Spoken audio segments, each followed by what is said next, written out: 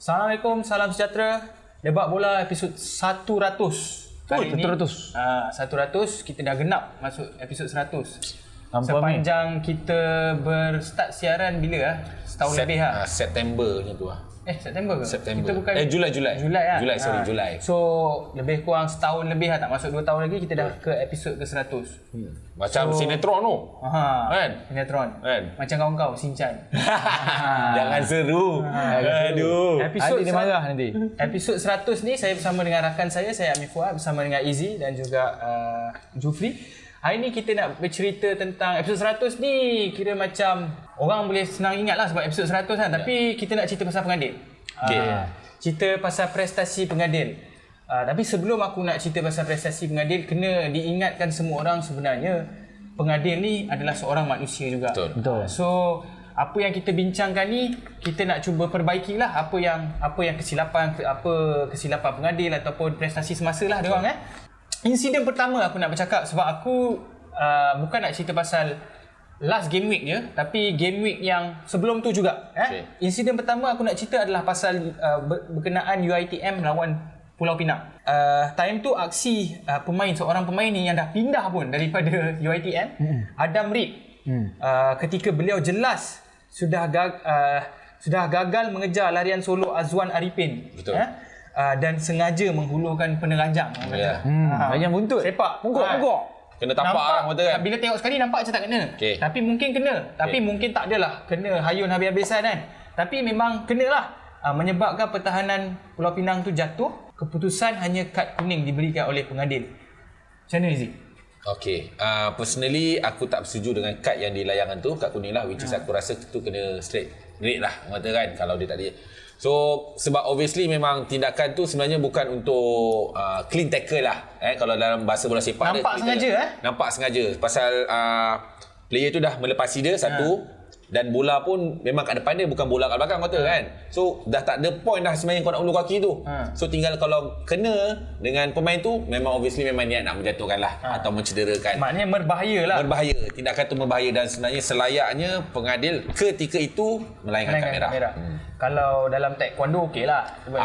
Ataupun kalau game yang dia main tu dia lawan Zlatan Ibrahimovic, tak lah kan. Kan. Okey, so itu jelas kad merah. Aku rasa Jufri pun bersetuju, aku pun bersetuju. Memang patut kad merah sebab berbahaya. Tindakan tu walaupun dan aku nak tambah sikit, mungkin kena ban juga perlawanan.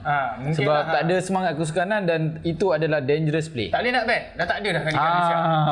Macam mana boleh ban? Boleh lagi sebab aku rasa dia kena ban kot. Dia takut. FAM tengah mesyuarat lagi. Bersidang lagi dulu. Masih lagi tengah bersidang. Sebab ambil masa 48 jam ke apa ya kerja tu kan. 48 jam. Lama tu. Player pun tak ada. Okey, kita masuk insiden kedua PJ City melawan Melaka United. Aku rasa ni semua orang tahu pengadil membuat kesilapan aku rasa apabila gagal mengesan tindakan pemain PJ City Ahmad Khairil Anwar ataupun Beto. Melakukan diving dalam kotak penalti. Simulasi simulation. Kotak penalti Melaka United, tapi keputusannya keputusannya referee pengadil bagi penalti kepada PJ City dan itu kira macam kalau tak PJ City kalah game tu. Betul. Itu menyebabkan seri kan. 3 sama ke 2 sama lebih kurang point tu. Macam mana Ju? Pengadil berada kedudukan yang tak betul sebab ini aku tak tanya dah keputusan apa, memang confirm memang nampak diving. Okey, benda ni macam aku cakap bila kau cakap tu memang kita nampak tu, mungkin kita tengok daripada angle daripada TV yang kita nampak, daripada angle pengadil. Macam untuk aku kesalahan ni adalah kesalahan aku boleh bezakan, dia sangat berbeza dengan pada Adam Reed punya case. Benda ni terjadi juga di macam aku cakap di luar negara. Ada juga kes diving ni semua. Mungkin macam aku cakap kedudukan pengadil tu sendiri. Bukan aku nak backup pengadil dalam hal ni. Tak apalah backup tak apa.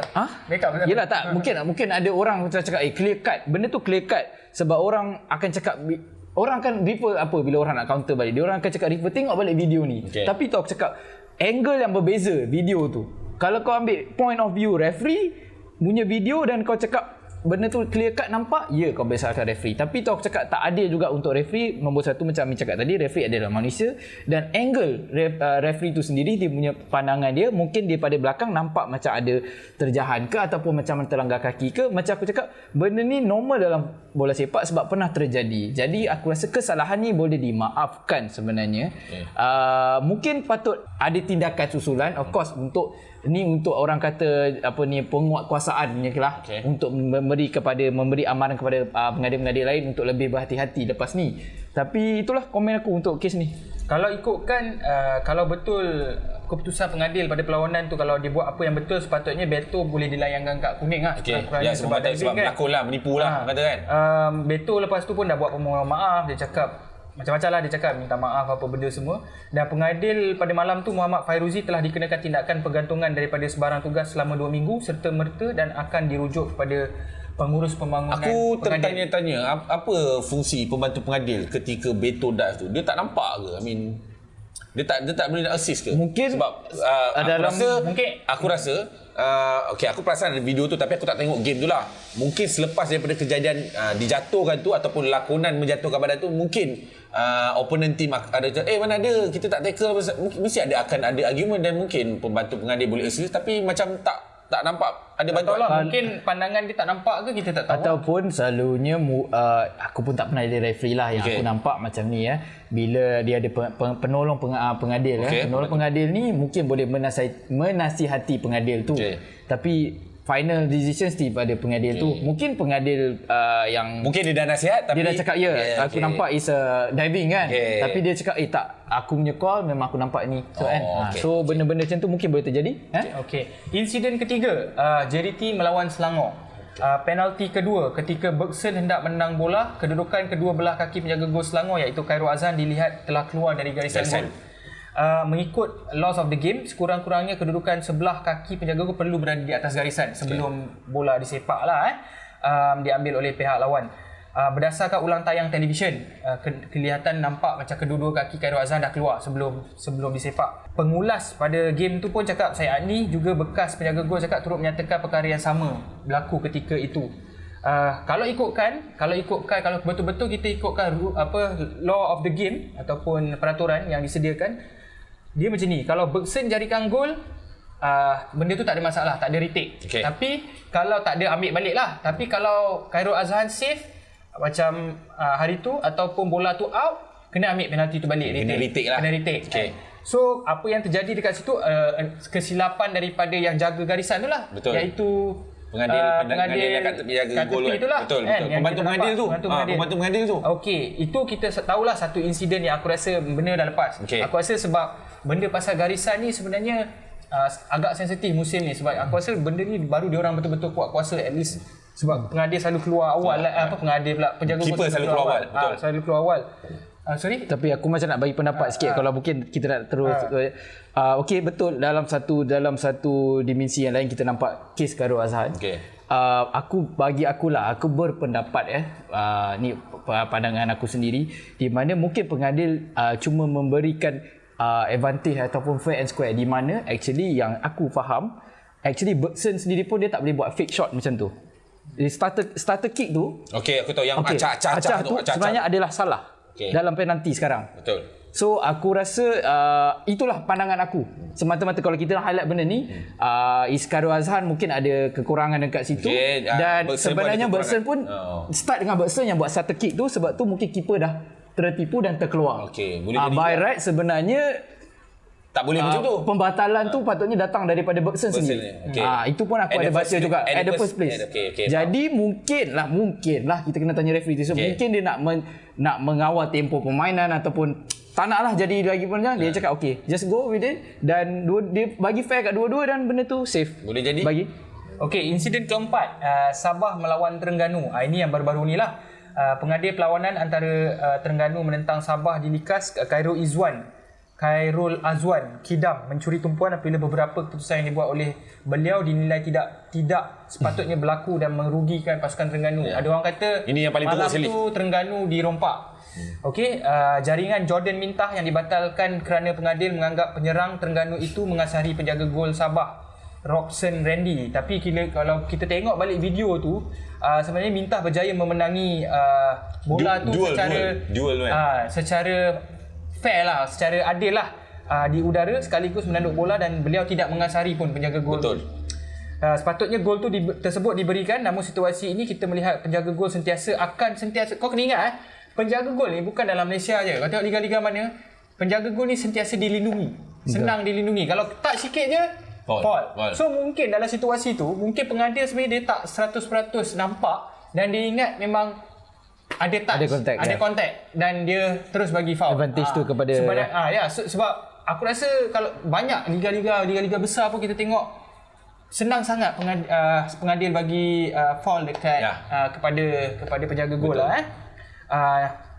Boleh cakap Nafuzi Zain antara jurulatih yang tenang pun mengamuk malam tu. Betul. Tapi dia mengamuk bukan sebab apa? Dia mengamuk sebab decision lain.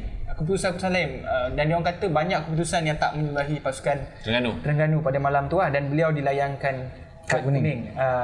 Dia terganjang bench tu. Boom, satu kali. And pengadil ni sebenarnya Khairul Azwan ni pernah direhatkan 3 bulan. Pada tahun 2016 kerana membuat keputusan yang salah dalam saingan Piala Malaysia. So ini bukan pertama kali. Betul. So dah 4 tahun, 5 tahun lah. Dia masih ada lagi buat kesilapan lah. Tapi aku rasa kesilapan ni memang merugikan pasukan Terengganu. Tapi aku tak tahu macam mana. Kau rasa boleh dielakkan tak gol tu? Ataupun kau rasa memang dah biasa lah sebenarnya goalkeeper je, penjaga gol je mesti dilindungi ataupun protect? Aku bersetujulah dengan kau di mana dalam situasi ni orang kata referee tu mungkin dia kali ni memang dia clear cut. Ya betul. Aku rasa this time round is clear cut lah yang memang sebenarnya tak ada pun asakan daripada Jonathan Mintah tu sebenarnya. Cuma mungkin itulah referee memberi advantage lah kepada penjaga gol. Mungkin dia nampak daripada sudut sisi dia, mungkin dia nampak seseorang tu ada kontak dengan penjaga gol dan dia bagi, dan keputusan tu salah lah. Pengadil direhatkan 2 minggu Ya. 2 minggu Okey, insiden ke-6 dan ke-7 Perak lawan JDT. Pengadil perlawanan Nur Azril Baharudin gagal mengesan kesalahan yang terjadi ketika gol kedua dijaringkan. Sergio Aguero, orang kata ambil quick free kick. Betul. Free kick yang sepakan percuma yang cepat, bola tengah dia berjalan rolling lagi. Sergio Aguero mengambil sepakan percuma ketika bola sedang bergerak selepas dikasari Matthew Davis. Perkara ini sepatutnya dihentikan kerana bola harus dihentikan sepenuhnya barulah sepakan boleh diambil. Dia terlalu subjektif untuk ada situasi sebab macam mana mungkin referee tu ada time yang dia give in dekat pasukan Johor, ada yang dia give kat pasukan Perak. Sebab bagi aku it depend. Kalau kau pick, kita tak boleh kita pick kan, kita isu ni bagi aku kita nampak kita pick okey sebab bola tu masih roll, dia free kick is foul. Okey, mungkin ada tahu aku cakap kalau dalam whole game tu ada juga mungkin daripada side JDT yang bola roll, tapi kalau ref bagi play on, kenapa tak ada orang nak pick up? Aku bagi contoh sebab aku tak tengok game. Itu aku nak cuba sampaikan kat sini yang which is kita tak boleh tengok satu tu dan kita blame. Bagi aku mungkin referee tu macam aku cakap lah, dia nak ada perlawanan yang permainan, dia nak kawal permainan tu, dia bagi rancak, mungkin dia bagi play on, dia pun tak sangka dari free kick yang dia bola tu roll yang boleh tak berapa obvious. Yelah lain lah kalau macam Adam Reed tu yang tapak kaki orang, dia cakap play on, tak boleh kan. Ini bagi aku dia mungkin dia cakap okey tadi dia dah bagi satu JDT yang bola tu tengah roll, play on, main je. Sebab tu aku cakap Jo, benda ni banyak berlaku di liga-liga lain juga. Yes. Sebenarnya bola tengah roll pun dia orang play on juga. So aku tak kalau ikutkan peraturan memang tak boleh lah. Betul, exactly. So aku tanya balik, kalau orang yang marah-marah tu, kau memang nak betul-betul referee ikut peraturan ke apa? Kalau betul-betul referee ikut peraturan, to be frank, aku pun agree dengan Yang Amat Mulia TMJ, last penalty untuk Johor tu is not a penalty. Betul. Kalau nak ikut peraturan juga. Betul. Tapi ref tu bagi juga penalty. So bagi aku dia ada kesilapan manusia, apa yang boleh sebab tu wujudnya perkataan VAR, wujudnya pembantu pengadil. So untuk kenapa? Sebab manusia akan buat kesilapan. So ada lagi manusia yang boleh membantu dan teknologi juga. Insiden yang ke-7 yang aku nak cakap tadi, penalti untuk JDT di saat akhir nampak macam 50-50. Mungkin ada tolakan tetapi sangat minimal lah. Kalau tanya aku, ada pengadil yang akan bagi, ada yang tak akan bagi. Pengadil akan buat undang-undang berdasarkan buku yang ada. But at the same time, dia ni pun manusia, dia ada budi bicara dia, ada toleransi dia. Aku rasa this part yang come out ni, toleransi, budi bicara, benda macam ni lah. Okey, kita masuk ke insiden ke-8, masih lagi Perak dan JDT. Insiden selepas perlawanan di mana pemain JDT berkerumun dan mengelilingi pengadil dan Nasto Insa dilihat telah menolak pengadil 2 kali. Walaupun kita tahu mutu pengadilan amat tidak baik sebenarnya. Kalau kau tanya aku, mutu pengadilan kat Malaysia ni jauh lah. Masih lagi rendah.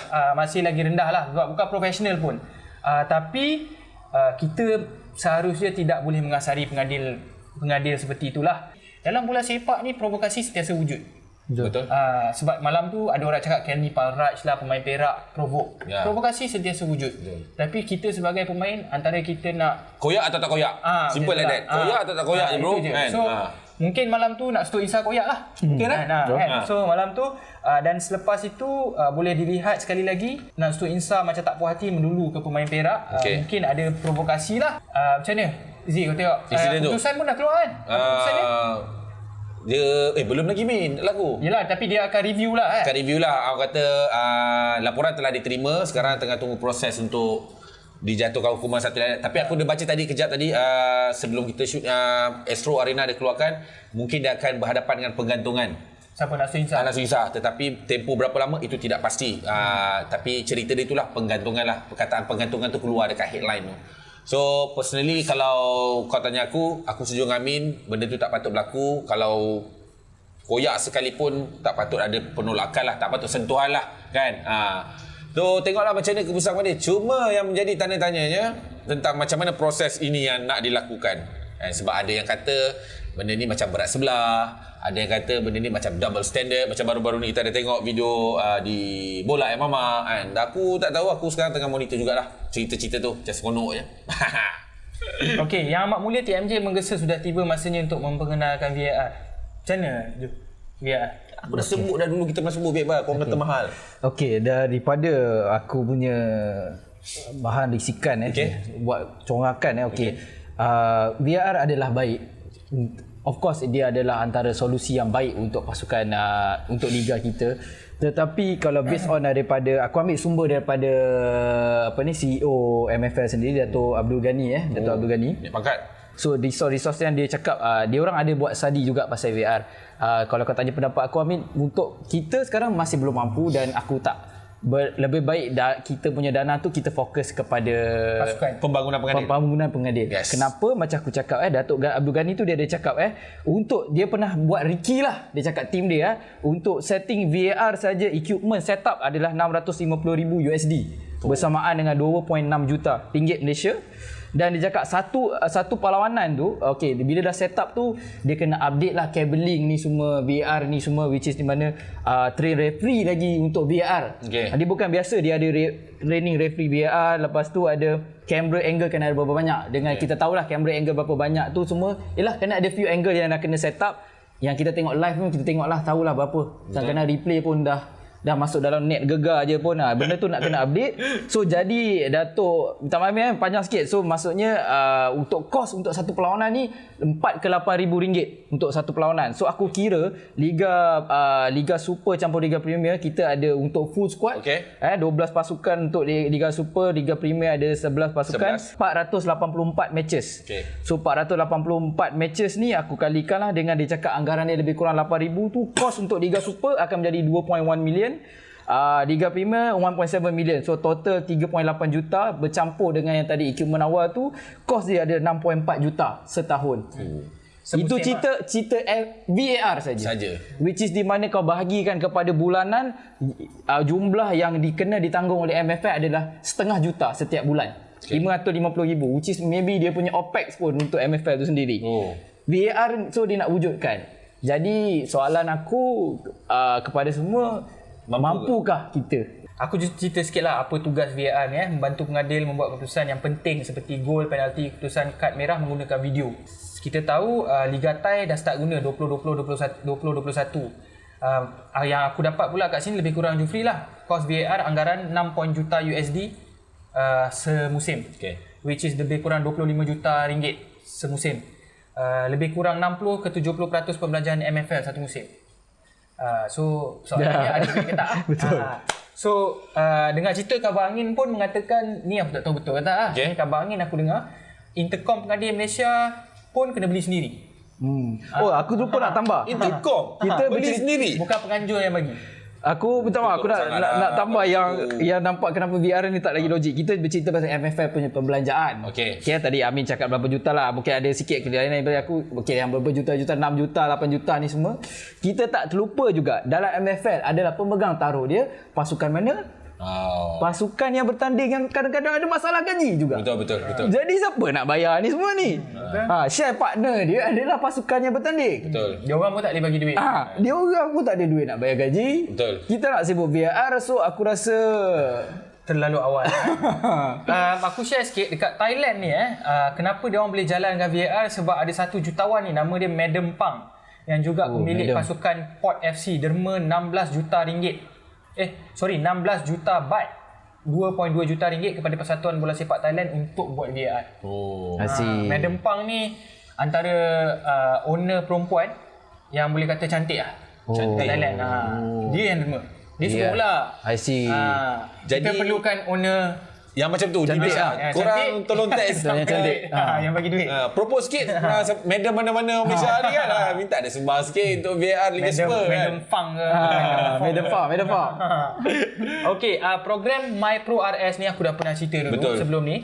Dari FAM akan mencalonkan 2 pengadil profesional daripada 6 sepenuh masa. Yang sebelum ni kita tahu semua pengadil adalah separuh masa. Apa pengembangan My Pro RS ni pun aku tak tahu sekarang ni. Patutnya katanya musim ni akan ada 2 pengadil profesional. So macam korang cakap tadi lah, daripada bazir 25 juta Untuk semusim, VAR, baik kita naikkan mutu pengadilan. mutu pengadilan mungkin 5 ke 10 juta dah cukup untuk mutu pengadilan ataupun jadikan diorang lebih profesional. Betul. Ataupun kan. Menurut legenda pengadil Cikgu Sukidin, pengadil akan sentiasa buat silap, namun tak adil untuk hukum pengadil berdasarkan satu kesilapan. Betul. Kena juga melihat keseluruhan prestasi dalam satu perlawanan, kata dia. Kalau contoh mungkin ada satu kesilapan tapi keseluruhannya sebenarnya okey. Itu yang menyebabkan orang bising lah. Tapi susah juga sebab bila satu kesilapan tu sangat besar, macam terajang tak ada red card semua, benda tu jadi isu besar lah. Kan? So itu pun satu susah juga. Dia kata tak boleh salahkan pengadil 100%. Kita hanya perlu belajar daripada kesilapan. Tapi dia juga cakap, dia kata nak stop insar tu memang patut kena gantung. Tak Dia salah macam tu. mana Amin? Okey, bila kita nak nilai sesuatu mutu pengadilan tu untuk perlawanan bola sepak tu, betul aku setuju dengan Amin. Takkan sebab satu benda kau nak terus kata ref teruk malam tu kan. Padahal kata ada 10 benda bagus dia buat, satu dia tak bagus kau nak claim dia tak bagus. Tak boleh lah, it's not fair lah benda tu. Tapi aku rasa benda-benda yang berlaku yang memang obvious ni kau memang tak boleh nak deny lah. Contoh macam Adam Reed tu yang sepatutnya dilayangkan kad merah, dibagi kad kuning. Itu obvious. So tak ada dakwa-dakwi dah benda tu. Kemudian Terengganu punya game yang sepatutnya Sebab yelah, sebelum sambung, sebab benda-benda ni akan efek pasukan untuk dapat 3 mata, 1 mata ataupun kalah. Betul. So walaupun nampak macam kita rasa alah tak apalah satu kesilapan, tapi ini menyebabkan mungkin pasukan Terengganu kalah. Betul. Mungkin PJ City daripada kena turun bawah, dia stay kat atas sebab dia dapat advantage. Ataupun mungkin dia tak dapat advantage, dia kena turun bawah. Betul. So benda-benda ni yelah aku rasa yang obvious tu yang perlu diperbaiki lah kan. Yang memang terang-terangan memang mutu pengadilan agak teruk, yang itu kita kena fokus untuk perbaiki benda tu. Tadi nak tambah sikit, para pemain pun patut lebih profesional lah. Kalau kita faham dengan kekecewaan kadang-kadang keputusan pengadil ni, tapi aku rasa aku terpanggil lah untuk cakap, kita player yang sekarang kita ada ni adalah player profesional. Kita faham memang akan ada mengganggu keputusan semua, tapi patutnya mengawal emosinya lebih baik lah. Salah tetap salah dalam kes ni lah. Betul, setuju. Cumanya tak boleh buat tak boleh jaga hati lah. Sebab baru-baru ni CEO MFL keluarkan kenyataan. Dia kata kadang kita denda orang tapi kita tak nak bagi tahu sebab nak jaga hati. Yang tu aku bukan apa.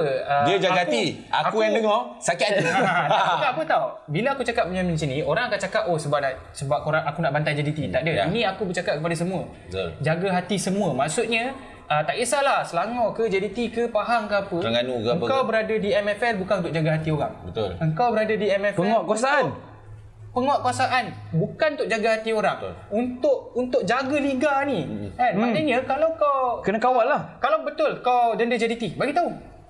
Orang nak tahu. Sebab penyokong kalau tak tahu dia akan bantai. Betul. Sebab kita tahu. Benda tu yang boleh timbul fitnah. Dan sebenarnya benda tu menyumbang kepada melaga-lagakan penonton, penyokong sebenarnya kan. Sepatutnya kau kena telus, transparent, biar semua dapat clear picture. Aku takkan bantai kau sesuka hati, engkau pun takkan bantai aku sesuka hati. And juga contoh macam ada kes pasal Jack Hindle tu yang tolak pemain Kelantan tolak tu kan.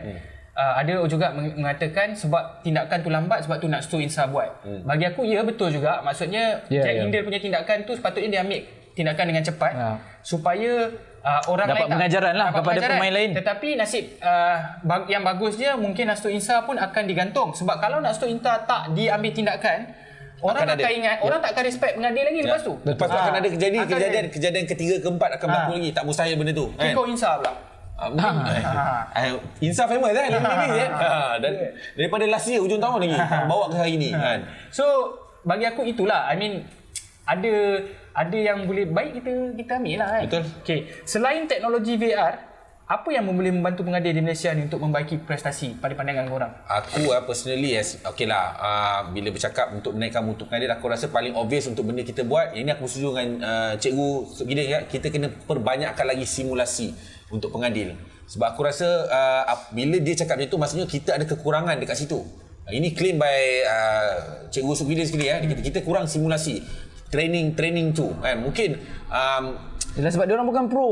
Itulah kena banyakkan bagi aku training satu, wujudkan player profesional betul. yang lebih ramai. Betul. Dia kena banyakkan latihan simulasi untuk pengadilan tu, dengan cara tu dia orang boleh dapat gambaran bayangan perlawanan sebenar dengan training macam mana. Mungkin dia kena buat lari-lari, jatuh. Okey, ini nak kena tiup ke apa ni? Ni tiup, ni fall. Something like that lah. So kena perbanyakkan. Aku percaya benda tu ada, cuma mungkin kurang.